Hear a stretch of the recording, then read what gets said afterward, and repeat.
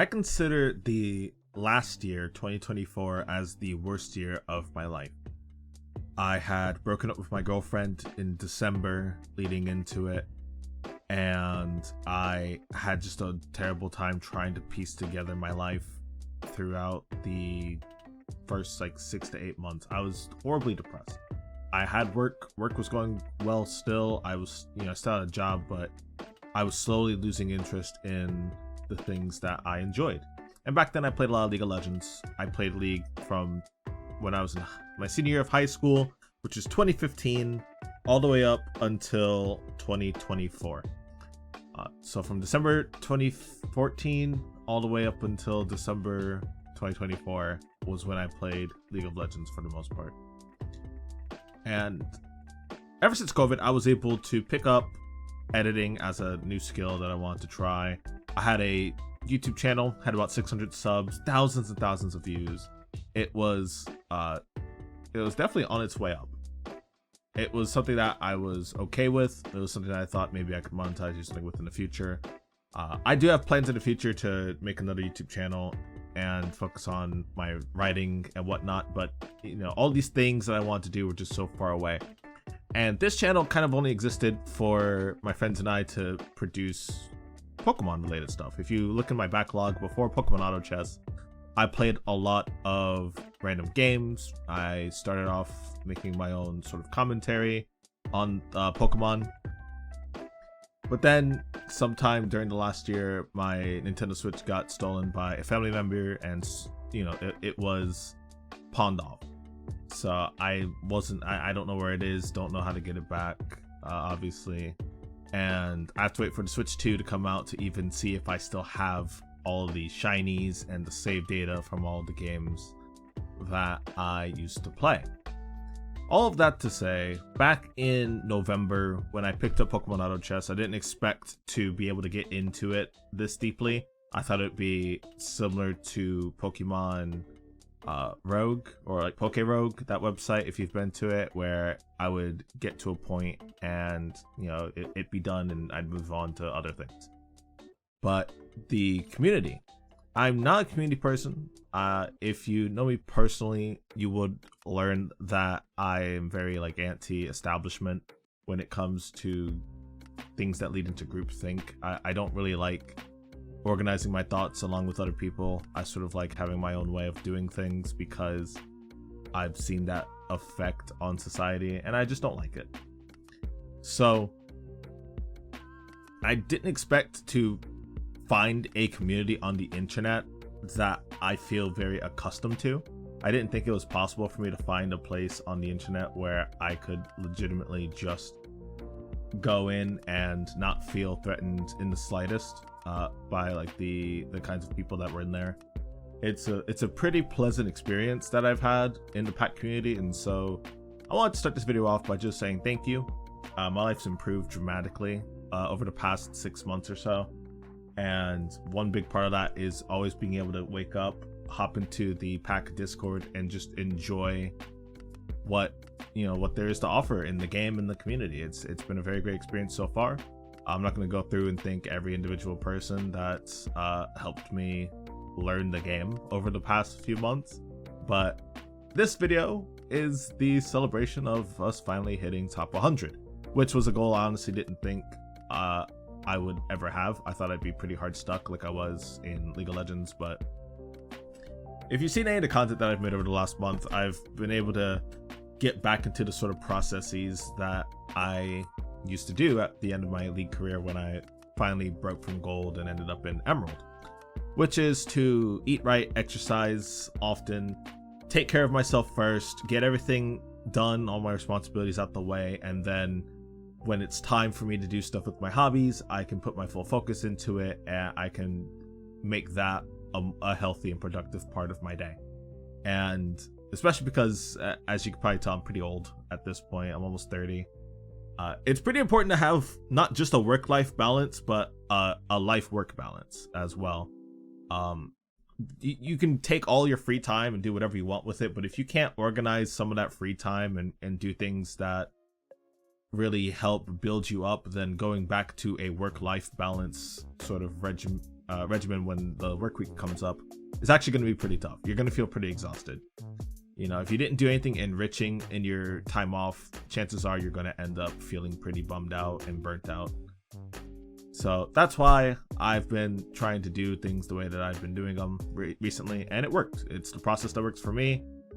Reviewing my games, seeing what my mistakes are, taking time to organize my thoughts and see where I can improve is a very enriching experience for me. And that's what's fun about competitive games. It's the fact that you can take the time to compete and do these sorts of minuscule microcosms of life. You know, you can't always be at the top in life, right? And whether it's work, school, there's always going to be someone that's better than you. There's always going to be something that's challenging you. There's always going to be something that's hard to do. And the attitudes that I like to take up as a result are ones where you're able to take on that challenge. For example, as recent as December, we had a tree fall down in our backyard. And my grandma, who I'm living with, obviously, we got to get that tree out of there. So I immediately jumped in because, again, I've been working the same stable job for about 2 years. The thing that needs to get done, and because I had that stable income, I've been putting forth efforts into that, and I've been making plans to do it. Now that the spring is here and we were able to actually take care of it, I managed to save up the money to do it, and it got done last week. And now I have to pay for it, which sucks. And as another example, my job's not a W-2 job for those of you that aren't American, or if you don't have a system like that, or if you're young. W-2 jobs, usually the government takes out the tax money from there, and that's the tax refund that you get the next year. This job requires me to actually save up my own money and make sure that I tell the government what I spent on work expenses that year, so that they can take that out of what I owe for taxes. And I've done that for 2 years now. It's gone really well. And, it's just these little things that you just take on in life that matter, because we all have to work. We all have to provide for ourselves and for the people close to us. It sucks if that's your whole life, right? So opposed to a work-life balance, the life-work balance, which, I think they coexist, right? It's when your gears are churned back into investing in your own life, right? Back to investing into you. What are you doing there, and how are you managing to increment enjoyment alongside enrichment, right? How are you able to balance those things? And so Pokemon Auto Chess has been that way for me, to challenge myself in a fun environment, a microcosm of society, a leaderboard where tons of oppressive and strong challenges await. That's what Pokemon Auto Chess has been for me the past few months. I wish I could say that now that I've reached this goal that I can quit, but obviously there's more goals to reach. I managed to hit 90th on the leaderboard, currently around 94. I could try and go up to 80, 70, 60, 50, try to hit 1400, try to hit 1500. All those things are on the table, right? The world is your oyster. But being an adult, a proper adult here, playing video games, I'm not as interested in, big AAA releases anymore. I'm not interested in long drawn out stories, 40-hour campaigns. That's just not me anymore, right? I'm too old for that. I've outgrown that,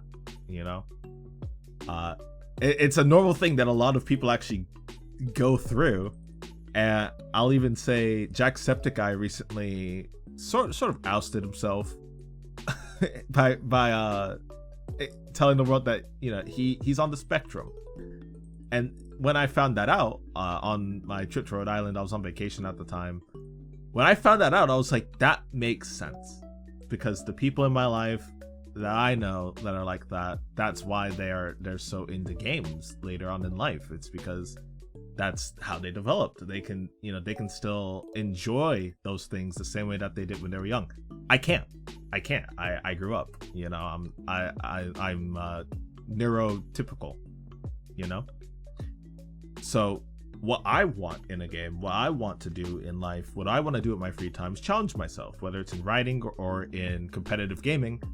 I want a challenge that doesn't, tilt me out of my mind, right? Like League of Legends or Overwatch or Marvel Rivals. Like those games just they blatantly burn your soul, like it's a great challenge. It's something that I loved doing with League of Legends for a very long time. It was something once I graduated college, I really pushed myself to do more there. But hitting that dead end, hitting that wall, feeling, that sort of melancholy towards progression is really unhealthy. And it's something that I just had to turn away from. And I did play TFT. I think the problem with TFT is just the simple fact that they change everything every set. So their sets cater to different audiences every time, right? Sometimes a set will be what you like. Sometimes a set will be like the B version of TFT or the C version of TFT. However many versions that they have of the game at this point, that's just sort of how TFT works. They try and make sure that they hit a lot of different audiences with different sets, different pool sizes of units, etc., etc. I just don't like it. Apex Legends is another game that I played for a while with Dolan. It's a cool game. They made a lot of great competitive changes, but they keep going back and forth. The game's kind of dead. I also deleted my Steam account last year, so I don't have that account with all the skins and stuff that I bought. So that's out of the picture as well. Safe to say, Pokemon Auto Chess has been exactly what I was looking for in a game, in a challenging experience, in a creative environment. And I just wanted to, in this video, express thanks for that. So, getting onto the gameplay, we managed to hit Mantike. And the interesting thing about hitting Mantike here is that I was not getting Blastoise copies for mid-game. So I said, all right, I'm just going to go into a portal and hit Mantike. We hit Mantike, we're good. Sold the War Turtle, and we put everything on Mantike. And then in one round, as you saw, we hit Reverade already. We managed to have Mantine, and we can do whatever we want now. We're just stable for the rest of the game. It's a get out of jail free card. And that's the best case scenario for like a water or fairy unique where there's just a massive pool of units. And there we also had the Kangaskhan carousel. Worst case scenarios, we just don't get a good item here, but because water is based on getting to those casts, I think that max revive is completely fine. Obviously, we probably don't want to have Marshtomp the entire game. Marshtomp's a decent tank, but we do want to pass those items off to maybe a Slowbro or a Golduck later on. Spoiler alert, we don't hit those units when we want to, so we're kind of in a bit of a situation here. I've also seen Poison just be super popular. Like, people play Poison a lot in these lobbies, and it's good. Like, it's actually good because it, just like with Ghost, it forces you to build status resistance. You can't really get away with versing a strong Poison 7 board if you don't have some sort of resistance, especially if there's bugs, because then the bugs are going to proc Poison, and you're going to have multiple Poison stacks at Poison 5 and Poison 7, and you're just going to get melted even if you have tank items. It's like versing Steel, and you're playing, tank items. They're just going to blow right through you. So we're not going to underestimate that power of this game. We're actually just going to build Fluffy Tail. I've been finding myself just building Fluffy Tail almost every single game on this part of the climb. It's just really useful for a lot of different comps to deal with a lot of different situations. Like grass, they often have Nomicon or units that can paralyze you. Infernape reroll has a lot of fire, which will burn you. Ghost 8 exists. Even without Ghost 8, the Ghost 6 and the Ghost 4 curs are pretty scary. You don't want to deal with those without some sort of resistance. And then I think that's all of them, really. That and Poison. It's just really hard to deal with those comps. Your tanks usually end up becoming very vulnerable. And if you're playing comps that are more damage focused, which are most comps, your front line is gonna suffer a little bit there in the end. Obviously, if I could resist Dark, I would. Because like dark damage is stupid high no matter what you do. Unless you have the Rocky Helmet, which I never have when I'm versing Dark, or if you're playing Fairy, which Fairy works for most of the time. What I find with Fairy, I might have said this already in a different video, but you probably haven't seen that video, so it's completely fine for me to say. The idea of Fairy countering Dark is at a really specific point in the game, because at Fairy 2, you're not winning against Dark 3. You're just not doing enough damage, and you don't have enough units for that. And then at Fairy 6, you can still lose to Dark 7 very easily. But at Fairy 8, maybe you got it. Maybe then you got it, and then you get hit by like a Moltres or Roaring Moon, and it just doesn't matter because they're not dying.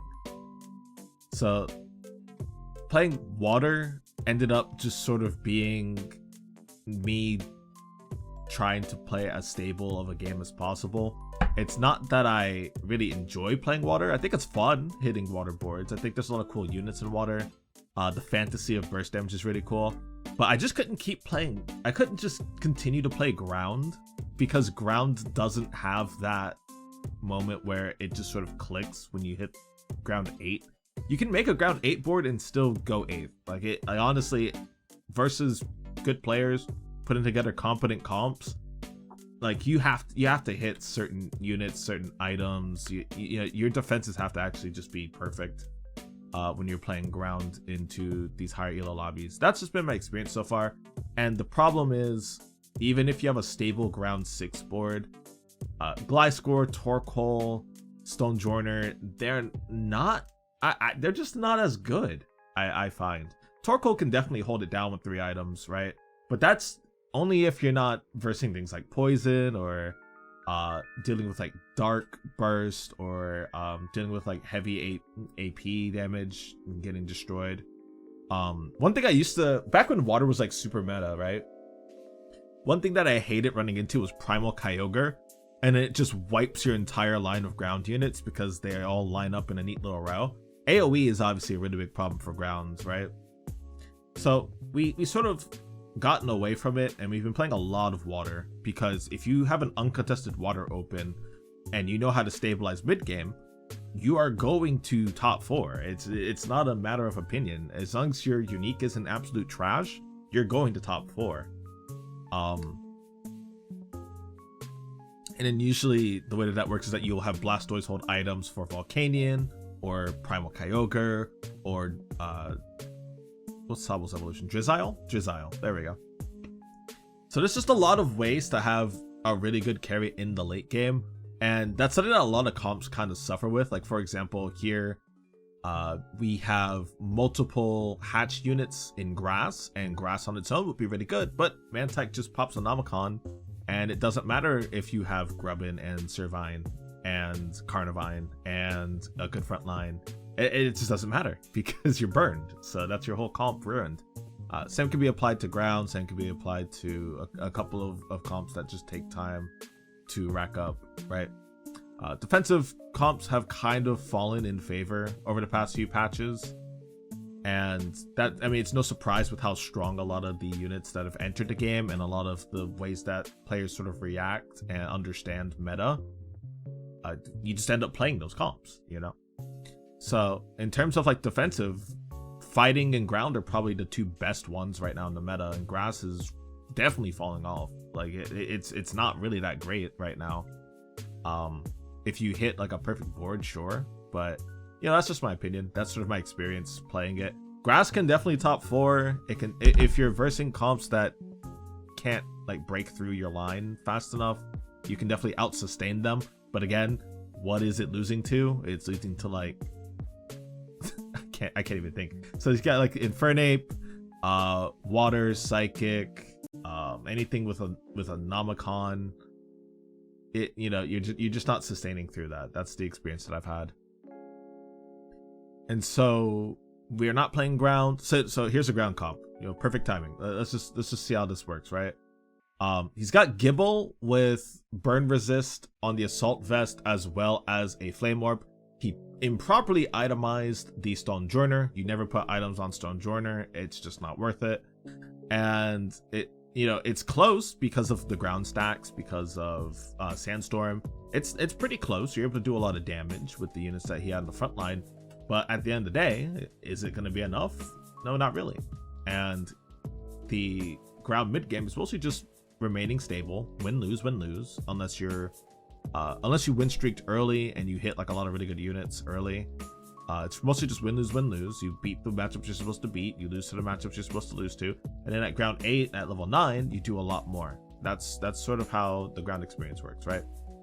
So I took those 2 comps out. That's why I'm playing so much water.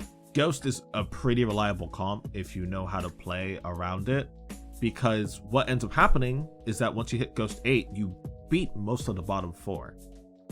And then that enables you to at least hit 4. And especially if you're able to be sneaky about it and they don't catch on early enough, they're not going to be able to put all of their items together in time. And if they do, then they pay a ghost tax. And with that ghost tax, that's 1 less damage item, 1 less muscle band, perhaps 1 less crit item, 1 less of all, anything that you need, right? Because now you have to build Fluffy Tail, and you have to think about what units need to hold the Fluffy Tail. And then something crazy happens, like the ghost player gets 5 old ambers, and all of a sudden, it doesn't matter if you can beat the ghost comp, because they're going to live long enough to kill your Fluffy Tail user, and then the rest of your team is just going to struggle, right? So ghost is a pretty reliable comp. And as long as the ad picks are there, and you don't troll, and you don't waste your time with your econ, you can probably top 4 playing ghost. Infernape reroll has also been really good. I've been playing a lot of that because, again, it's reliable. You can top 4 more often than not, as long as you're hitting Infernape and you have the items to support it. If you don't have the items for it, you don't do it. It's as simple as that. I don't play water games if I don't have a way to play the water units, and I also don't play it if I know that I'm not going to be able to play it uncontested. That's the other thing. So just simple things that I've had to yield to. A lot of scouting is involved, and it just works out in the end when you're able to find the line that's uncontested, that you can stabilize mid game with, and then you can definitely top 4 with. That's just been the experience.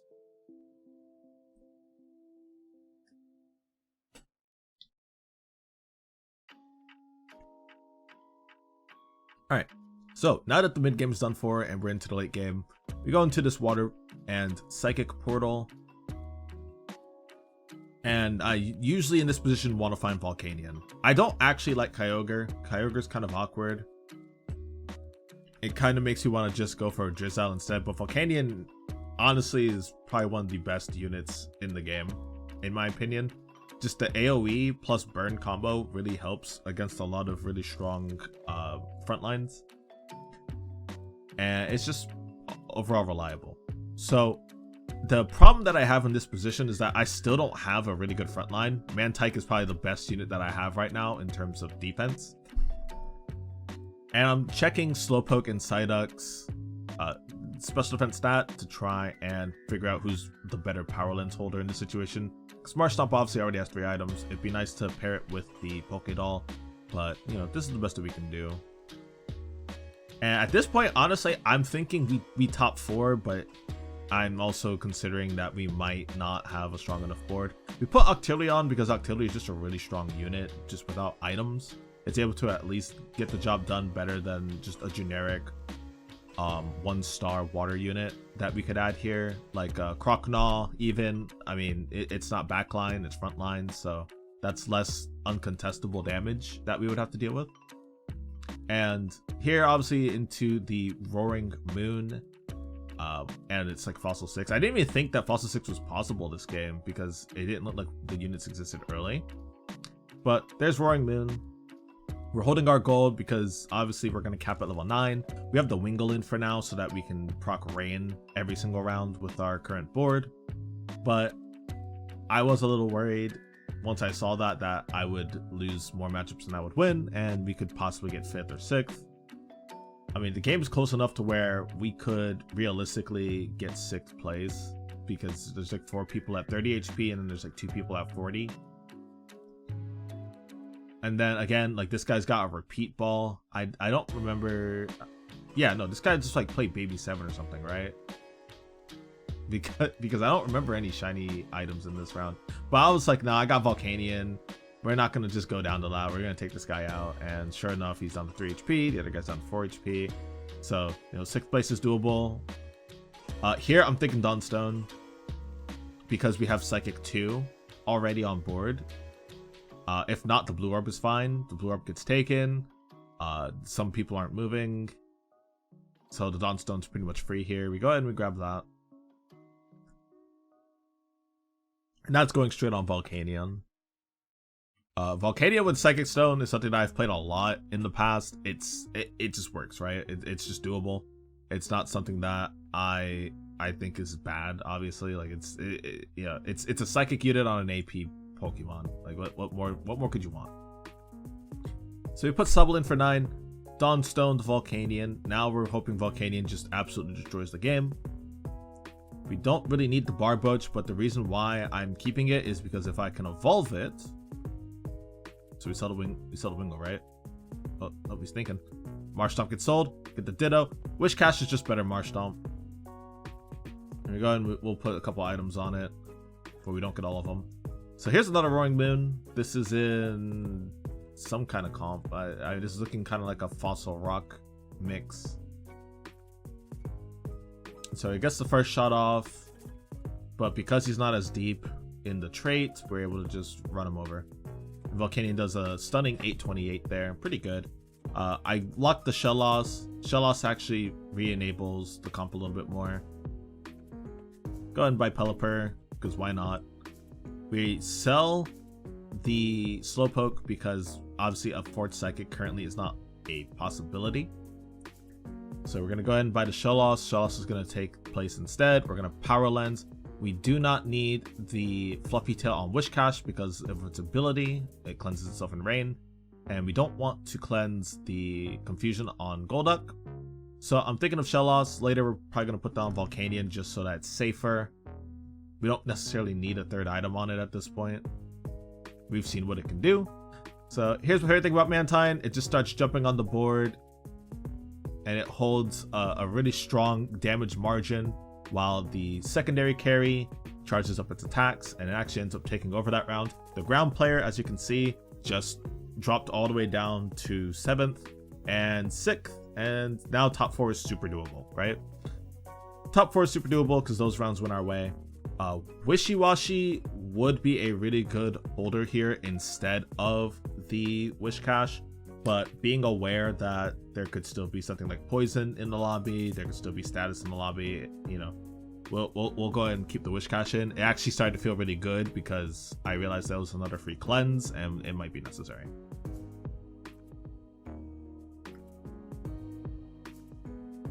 I also like the idea of winning with Wishcash because it's a very slept on Pokemon. It's just not something that you use out all on ground. Its ability is kind of whatever, but being able to survive in rain is actually really good. So we actually get another Dawnstone, which I was not at all expecting, but it is possible. So we go ahead and throw down Sobble. Now Sobble has some AP, and now I have some explaining to do. I double check, make sure Slowpoke is still in my reach. I'm like, yeah, we gotta roll for that. We absolutely need that for Psychic 4. If we hit that, then the game is ours, right? Psychic 4 on AP units sounds pretty good, because then you have like the deadly combo of all the bonus AP plus the PP generation that Water 9 is going to give. It's just going to be an explosive combo. We do hit the Slowpoke for next rounds. We go and pick that up. And then we play versus this Grass comp again with the Grass Vikavolt. And again, doesn't really matter if he has the hatches. Our board is just way stronger, and we take him out for top 4.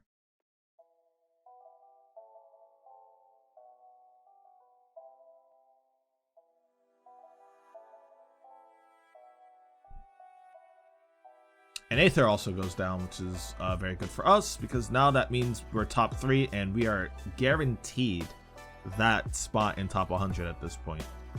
I think we had enough points to make it off of that alone, so we're like, okay, cool. So it's very, very possible we can maybe eke out another kill or 2 and, you know, get second, get first, get second, get third. Like, it's all looking good, right? So here I believe is the last round. We're up against Roaring Moon, Fossil Rock combo again. And we're just gonna do the damage. You know, Mantike goes ahead and takes out the first life on Roaring Moon. Roaring Moon gets its first cast off, and we were able to finish him off. And boom, the other guy also goes down at the same time, putting us in first place. And at this time, I'm like super excited. I'm probably not gonna play the audio because I gotta like hurry up and get this together before work starts in like 10 minutes. But I was super excited. I was refreshing the page over and over again to see the results because 1364 is very much in the top 100. And yeah, so that's everything. I just wanted to go ahead and give like a whole spiel about the experience. Want to thank the community for making this game really fun. And here's the top 100. Next up, we're going for what I don't know, top 50, I guess. That would be like the next like really big milestone, right? And the thing is, like from this point on, it's literally just down to the numbers. There's a lot of people in 1300. There's definitely a decent amount of people in 1350 plus. So we're just gonna see where we go from here. Thank you guys again, and until next time, I hope you take care.